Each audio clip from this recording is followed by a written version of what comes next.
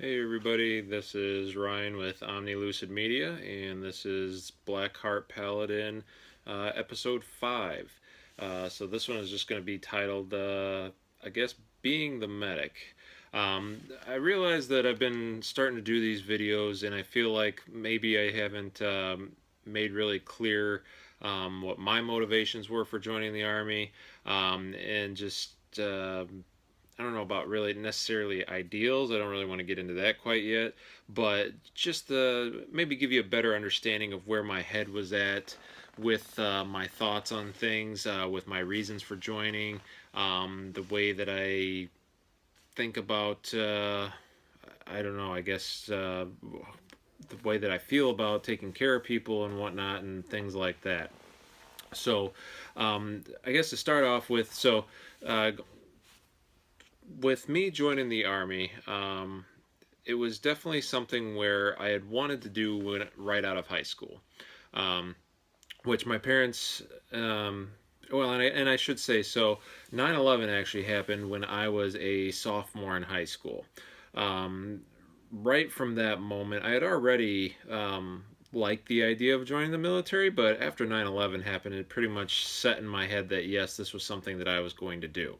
When that came around and I talked to my parents about it, they were obviously. I guess I've never fully asked them, but I'm assuming it's because they were scared. Obviously, there was a war going on. They didn't want their kid to go into a war because, I'm sure they were scared of me getting killed or something like that. So they had pretty much fought with me on it, or that might be a wrong term, maybe not fought with me, but they did end up convincing me to try college first. So I did go to college as a art major. I've always been fairly, or I guess moderately artistic. I don't know, fairly or moderately.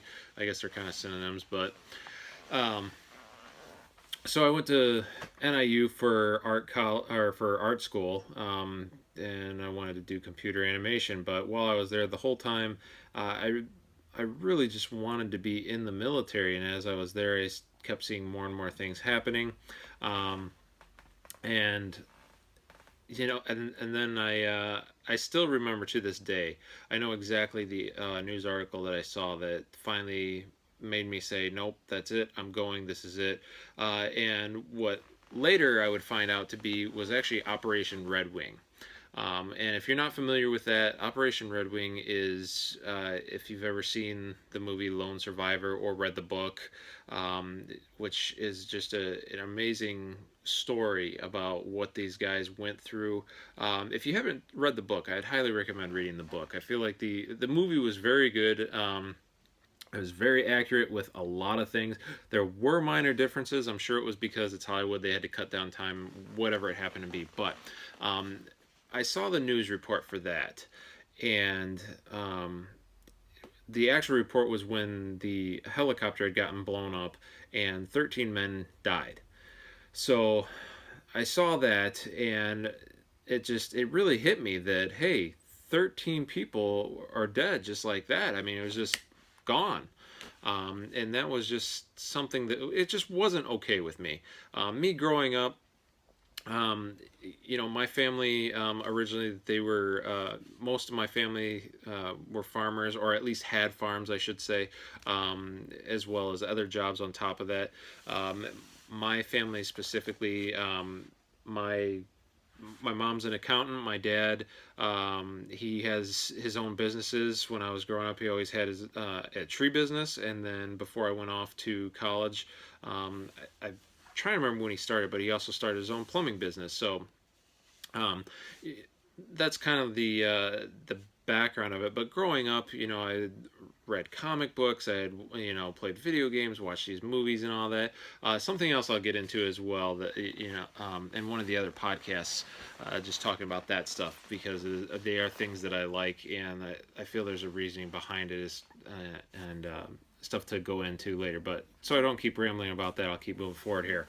Um, Basically, the that growing up I had always seen stories. I was always very interested in the medieval era. I was always very interested in World War II, Greek mythology, just, seeing and reading these stories about heroes and these heroic deeds and all these things. That kind of set up my thoughts on a lot of things, and kind of how I looked at the world, and the way that things were. Um, it it made me I care about people. I really care about people, and I care about the world, and especially my country. I feel like I'm a very patriotic person, as far as whenever it comes to America and that. So when I saw this report that 13 guys had been killed, it just did not sit well with me. I really, it upset me. And then the very next day, I'm not sure what this operation was, but the very next day I saw another report that 11 more people had been killed. So 24 people had been killed in a matter of 2 days, and it bothered me. It really bothered me. And right then and there, I'd always known that I wanted to join the military. I never knew for sure what I wanted to do. But right then and there, I decided, you know what? I want to be a medic. I want to see if there's a way that I can save somebody that couldn't have been saved otherwise. I don't know if in those situations, at least the Operation Red Wing one, probably not. But at the time, like I said, I wasn't aware that that's what it was that I was watching. But the way that I looked at it was just that maybe I'm going to be that person. I'm going to be that one person that could be over there and actually save somebody that somebody else couldn't.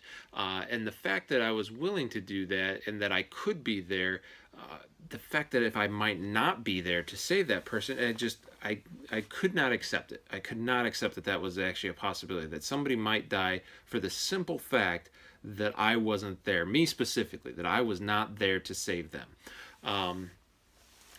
And I don't know if that's like getting into like a savior complex or God complex, whatever you want to call it. That's just how I thought about it, was that if there was any potential that I could save somebody just by being there, then you're damn right I'm going to be there. So as soon as I watched that, the very next day, I went to a recruiting office, and I went right into the Army recruiter, told the recruiter that was there, I said, hey, look, you don't have to promise me anything, you don't have to make me any deals, nothing like that. If you can make me a medic, I will sign the line today, right now. And luckily I had a recruiter that was very cool about it. He said, hey, no problem, I can do that for you, man. He's like, I respect that you're set on this. And he still helped me out and got me, promoted before I even actually went to basic training, just because I was in fairly decent shape and I was able to pass the PT test without going in. So he did still help me out a little bit with that and whatnot. But it was a funny thing, because then when I even went in, I took the ASVAB and I scored fairly high on it, higher than I needed to be a medic. And when I went to the MEPS station, and I'm sorry, I don't remember what MEPS actually stands for. Probably, mobile something, whatever. But it's like the station you go to do all your medical testing and just any of the testing that you need to do before joining the military. And when I went there, again, the fact that I tested so high, they were trying to talk me out of being a medic. And I told him, I was like, no, I want to be a line medic. That's what I'm here for. And I remember one guy specifically was sitting there telling me, no, you could fly the unmanned drones. You can sit back in a comfy place in Washington, sit in the AC. You never have to go into the desert.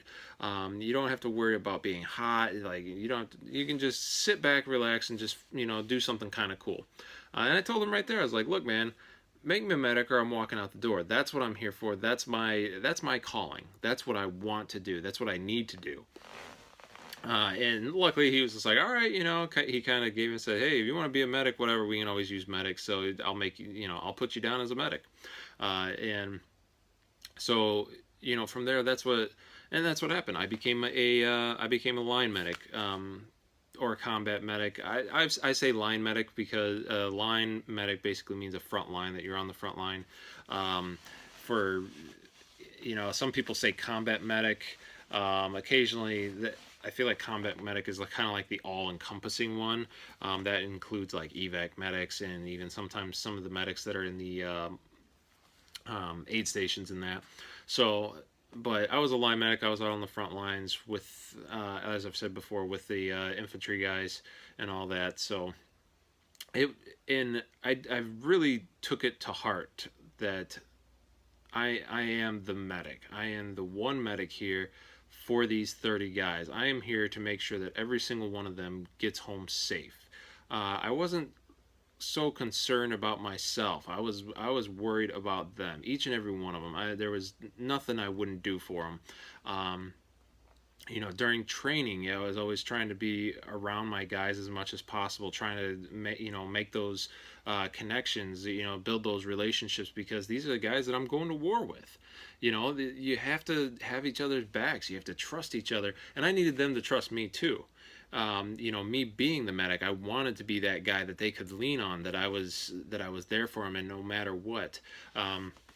My platoon sergeant at the time, when I first went in there, he kind of was like, "Oh, are you a good medic?" And of course, I'm like, "Yeah, I'm a good medic." And a couple times throughout the training and all that, he would test me here and there. But like I said, I was there. I was all in it to be that I was the medic. That was my identity. That's who I was, and I was going to be the best damn medic there was. When we were doing training, anything that would come up, I would go, I would research it, I would look it up.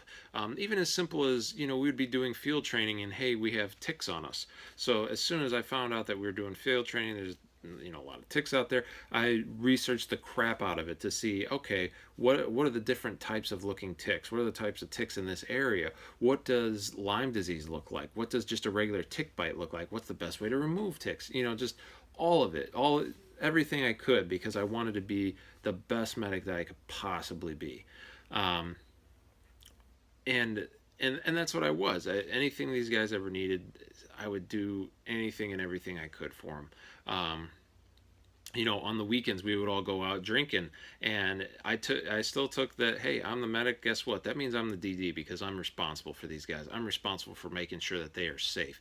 Anytime somebody would, get into a fight or anything like that, in the moment, you're damn right, I'd be in that fight with them. But at the same time, the second somebody got hurt, I would go into medic mode and I would make sure they were all right. I would take care of them and do whatever needed to happen. If it was just a drinking night and guys came back and they were hammered, they were drunk, I would make sure I would stay up a little bit later and take care of them, make sure they ate something, got some water in them, whatever the usual things. That's what it was. I was there to take care of them, and because I was taking care of them, they were going to take care of me.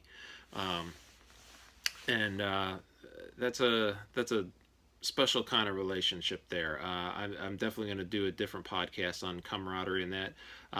That's something I maybe should have started this one with. So I am doing this during all of the hurricanes that are going on. I really expected this next podcast to be the camaraderie one, and I do plan on doing it with my buddy from the Army, Mike. Mike Fats. I'm sure he's not going to mind me using his name, but a different Mike than before. And excuse me, but with Hurricane Irma going on, he is in Florida, so right now, obviously, doing a podcast isn't the thing on his mind right now. So it's one that's kind of slowed me down, and even doing this podcast, because I have been worried about him, and obviously just all the natural disaster stuff that's happening. Obviously, it's concerning to me. Again, I'm a medic. It's me seeing people in need and seeing people hurting. It gets to me. It's stuff that I hate to see, and it's just one of those things. I wanted to do this one to show that what being the medic is. When I say I was willing to do anything for these guys, I mean I would have guys come in and they'd have a night out of drinking and whatnot, and then the very next day they might have a PT test, or that they're trying to qualify for something, and you know what, they'd come to my room and be like, "Hey doc, I feel like crap, what can you do for me?" And exactly, I would hook them up with an IV. I would make sure I would do the best I could for them in that sort of situation. um, just taking care of them in any way that I could. Uh, when we when we deployed, I felt like I really had. Um, I felt like I really had those guys' trust, and any of them that might be watching, hey, they can say, they can say whatever they want. I don't think they will, but hey, maybe somebody was thinking something I never knew. I don't know. Um, but even when we went over there, I remember giving them a speech, which of course they all gave me shit for because I compared myself as being basically becoming their mom, and the platoon sergeant was their dad. In the sense that I was the person in our platoon family that they could come to with their injuries, with their concerns, with their problems, physical or mental. It's like, hey, if you're scared or something's bothering you, come talk to me about it. I'm here for you. Um, but at the same time, it's the army, so of course, I had to give them the old kick in the ass and hey, stop being a wuss and suck it up on certain occasions. Um, and I think most of my guys figured out pretty quick when it came to injuries if it was something that needed just a regular band-aid that I was going to give them some shit for it. Um, but obviously I still took care of them. Once we did deploy, it was it was something that every moment when I was looking for things that could happen, if potential bad things that could happen, I was worried about it happening to them. I wasn't worried about myself. I was worried about them. I do remember when we first got there, our current platoon leader that was there wanted to go out and start clearing some roads that were known for having IEDs. This was our first time on those roads, and he wanted to do it at night. Um, Luckily, even though I definitely didn't, I wasn't even close to his rank, I had a little bit of say being the medic. And I did talk to him and said, hey, LT, this is not smart. You got all of us on the ground. It's dark. It's hard to see anything that could potentially be there anyway. IEDs are normally buried and they're hard to see even in Vestum conditions. So now doing it at night, you really shouldn't do this. Luckily, I don't know so much if it was me or if it was because the platoon sergeant was right there with me as well. But he went along with it, and he still had us clear that road. Which, again, hey, he's the LT, but he did at least have some of the guys come back and go back in the truck. So at least if something happened, it wouldn't be quite so many people. Um, and so that was one of the things, willing to actually talk to the leadership, and not, it wasn't disrespectful or anything, but at least it was kind of in a candid way that, hey, look, this is what I'm thinking, and I hope you listen to me. um, Another story that I'll tell people about when it comes to um, things that things that I was willing to do for these guys. I always tell, there's a story that I tell about when we were looking for a sniper, and there was a sniper out that was obviously killing people, and we were out walking looking for him. And as I'm walking, where I was standing in the formation, I realized that I'm dead center, which is where I was supposed to be, most of the time, depending on what formation we were in. But I'm sitting here and I'm dead center, so I start worrying that if this sniper shoots at me, because they would target medics a lot of times. And me, I'm a big guy. Plus, I have a back. I have my medic bag on my back, so I'm clearly the medic, even though we don't still wear the crosses on our helmets or anything. But I start worrying that, hey, if this guy shoots, I know he's a sniper, but if he misses, he might hit one of my guys. He might hit one of these guys that I really care about, that I am definitely trying to look out for. So I look to my buddy Fats, and I tell him, like, hey man, I'm gonna walk out in front of the group, about 50 feet, because I don't want anything to happen to you guys. And he understood, and he's like, all right. And I told him, I said, hey, if I get shot, at least do me a favor and make sure you light this dude up. And sure enough, I went in and I walked out about 50 feet in front of him. And you want to talk about something that's gonna pucker your ass? That's for sure one of them playing sniper bait in the middle of Iraq. obviously didn't shoot me. We didn't ended up never running into him, but it was just, again, that was one of those things. I wasn't worried about myself. I was worried about the how bad I was going to feel that if this guy takes a shot at me and hits one of them, you know, I don't know what that would that thought process. Um, in reality, probably not the smartest thing because again, I'm the one medic. Where if somebody did get shot, I'm going to have a better chance at saving them, patching them up, whatever it may be. But I gave all my guys lots of the CLS classes. Combat lifesaver classes for anybody that doesn't know. And I made sure that my guys knew their shit because, again, if I got hurt, I wanted one of them to know what they were doing. So we would constantly go through. We would do these classes. I would make sure that they knew what was going on. They would show me things that they knew because, they had trained as infantry. I had trained as a medic. And when it comes to that, sorry, my you have to be that cross qualified on things because the way that it works is when we were over there, I'm another infantryman for the most part. Any of you infantry guys out there don't I'm sure you're just like, oh, look at this fucking guy. But no, when I'm out there, it's like I'm just another rifleman until something happens. Once something happens, then I can be the medic, but until then I'm just another one of the riflemen. And, I had to know my shit. And when something happens, if they know how to do the medic stuff, then that definitely helps me too.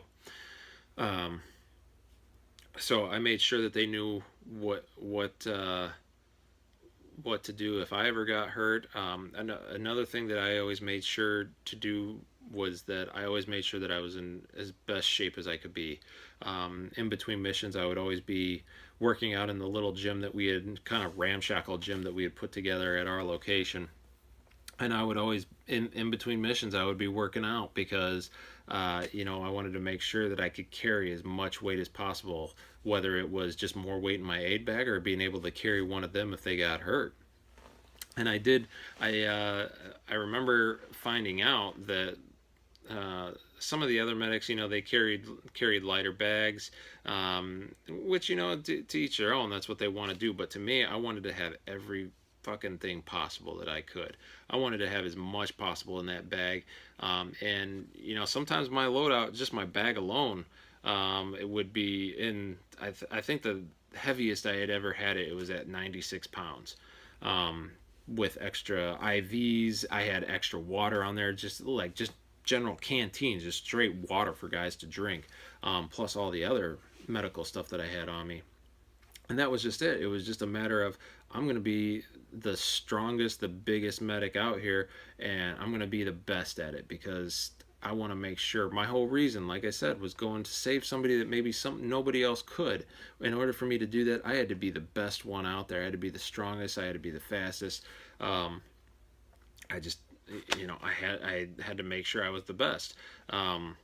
Whether I actually was the best, I don't know. It's not like we ever had a straight up, hey, who can save this guy the fastest competition. But I wanted to give myself the best shot at it.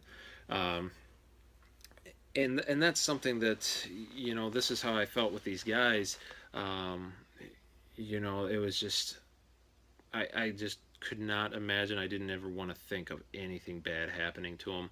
And I feel like it went both ways. Maybe that's something that me and Michael get into on the camaraderie one, but I feel like it went both ways, that they obviously didn't want anything bad to happen to me. We really we were brothers, we were family, we were all each other had out there. You're thousands of miles away, or I don't know if it's thousands. I don't know how long it is, and I guess I don't need everybody just like, oh, fucking guy doesn't even know how far away it was. But we're hundreds of miles away from home, and these are the guys that you're there with. You gotta trust them in every way possible, and I did. I definitely trusted them, and I feel like they trusted me. And with me being the medic too, that's just the person I am even to this day. That I care about people. I want to help people. I keep saying that's why I'm doing this podcast. I want to help anybody that I can in any way that I can. Um, and when someone's hurt, if it, whenever I see somebody on the side of the road, if it's, uh, it's like I always look, I always stop if I need to make sure they're okay. There have been car accidents that happened right in front of me since I got back, and my first reaction is, hey, stop, pull over, go check. All right, this person okay, this person okay. Um, or I have had to take care of people in that situation. If there's an ambulance there, I won't stop, but that's because I'm just going to get in their way. That's at that point that's the worst thing I could do is just be in the way. Plus, they don't know who I am. How are they going to trust that I know what I'm talking about? But that's like I said, that's just the type of person I am. And then when it comes to like I said, I just with the military, I really believe in. I just really believe in what I feel America really stands for. I know in this day and age we're kind of getting into some crazy times with the I don't know, the thought patterns, the groups, the government, the whatever it is. We're just we're getting into some crazy stuff. And when I say I'm patriotic and I believe in America and their values and that, that's I'm talking about like the values that I grew up with. The standing up for what's right, for having that line drawn in the sand. I feel that it's you need to have that line drawn in the sand. And a lot of people might say, oh well, you're being aggressive or whatever. It's like, no, I'm not being aggressive. It's just there's a certain point where you can't let someone push you past it. You have to be able to stand up to adversity, um, and sometimes it's not an easy thing to do all the time. You may be standing up to other fellow Americans on certain things. It just kind of depends on what's right. You really have to look at those things. But when I say that those are the values that I grew up with, I'm talking about uh, loyalty to one another and looking out for one another, taking care of each other. That you come together in times of need, and um, and maybe that's because I had just a certain I don't know, a certain way that I was raised. I don't know what to call it. Um, but it's uh, it's something that I feel is definitely ingrained in me. For me, joining the service was just um, it was something that I had to do. And when I did it, I guess I didn't mention this. When I joined, I was so set on it, and I was worried that my parents would actually talk me out of it. So I had went in, and when I talked to my recruiter, it was a matter of I was the fastest recruit that he had ever had.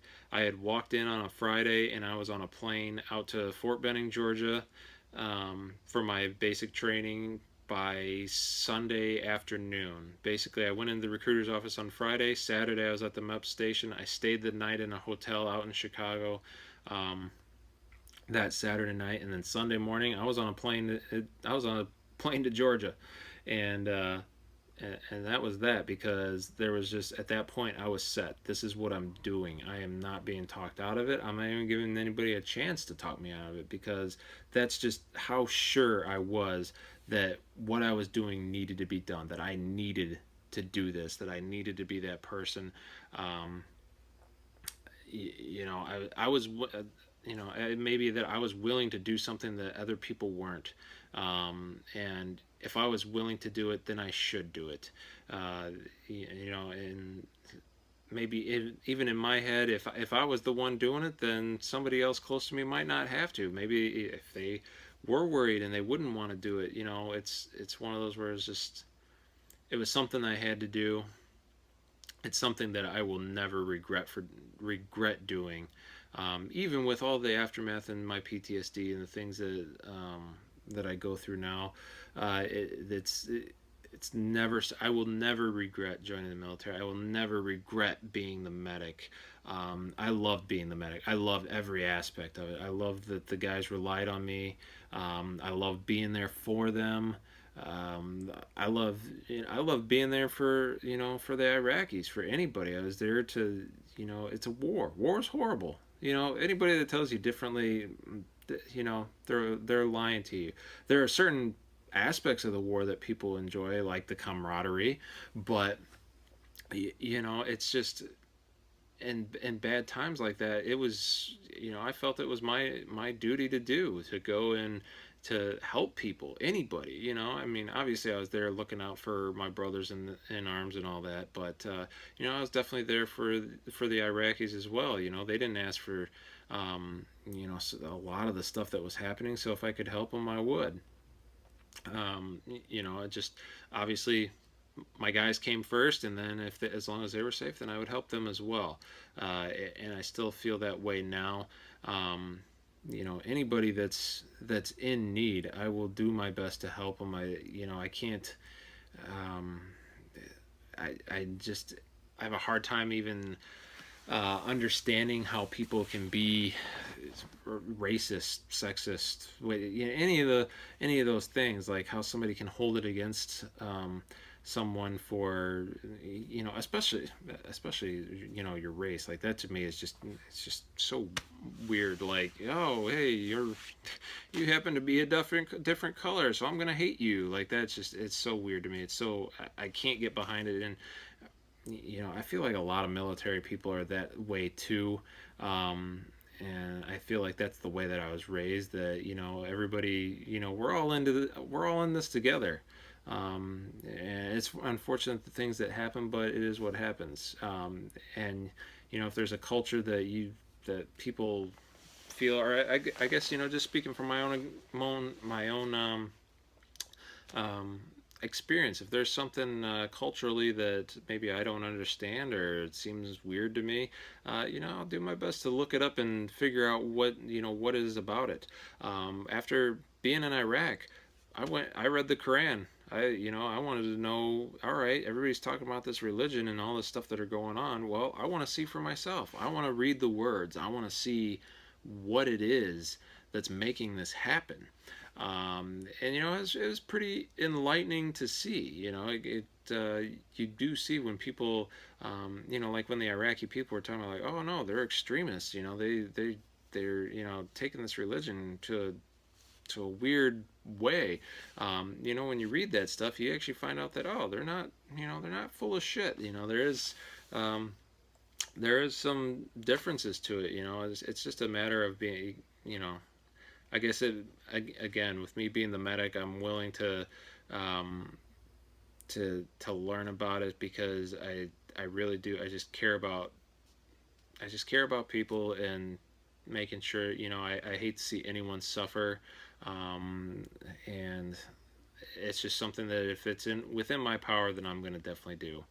Um, so yeah, I guess that's the me being the medic podcast. Hopefully, I didn't ramble too much there. But as always, like, comment, share, um, whatever. Hit all the buttons, do all the things, as our buddy Matt at Beard Plays likes to say. Check out Omni Lucid Media. Check out Matt Miller, Brian Skull, and like I said in the one of the last podcasts, we are getting T-shirts now. So if you guys really want to show your support, definitely let us know. We can get you some merchandise there, and definitely like to hear from you. So till next time, take it easy. Be excellent to one another.